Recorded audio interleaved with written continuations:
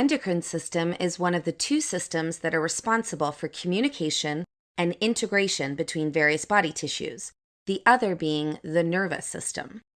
Endocrine communication is achieved by means of chemical messengers called hormones. Hormones are produced in endocrine glands and secreted into the bloodstream to reach body tissues. A hormone can travel wherever the blood goes, but it can only affect cells that have receptors for it. These are called target cells. There are two major types of hormones: steroid hormones derived from cholesterol and are lipid-soluble, and non-steroid hormones derived from peptides or amino acids and are water-soluble. Lipid-soluble steroid hormones can cross the cell membrane to bind to their receptors inside the cells, either in the cytoplasm or nucleus. Steroid hormone receptors are typically transcription factors. Upon forming, the hormone receptor complex binds to specific DNA sequences to regulate gene expression, and thus mediating cellular response. On the other hand, water-soluble non-steroid hormones are unable to cross the lipid membrane and therefore must bind to receptors located on the surface of the cell. The binding triggers a cascade of events that leads to production of CAMP, a second messenger that is responsible for cellular response to hormone. It does so by changing enzyme activity or ion channel permeability. Major endocrine glands include the hypothalamus, pituitary gland, pineal gland, thyroid and parathyroid glands, thymus, adrenal gland, islets of the pancreas, and testes in men or ovaries in women. The endocrine system also includes hormone-secreting cells from other organs, such as kidneys and intestines.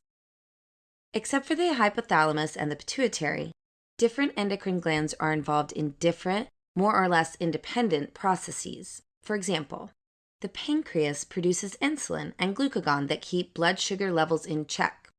The parathyroid glands produce hormones that regulate calcium and phosphorus. Thyroid hormones control metabolic rates, while the ovaries and testes are involved in reproductive functions. On the other hand, the hypothalamus and pituitary gland play a more central, integrative role. The hypothalamus is also part of the brain. It secretes several hormones called neurohormones, which control the production of other hormones by the pituitary. Thus, the hypothalamus links the nervous system to the endocrine system. The pituitary is known as the master gland because it controls the functions of many other endocrine glands. A major role of the endocrine system is to maintain the body's stable internal conditions, or homeostasis, such as blood sugar levels or serum calcium levels.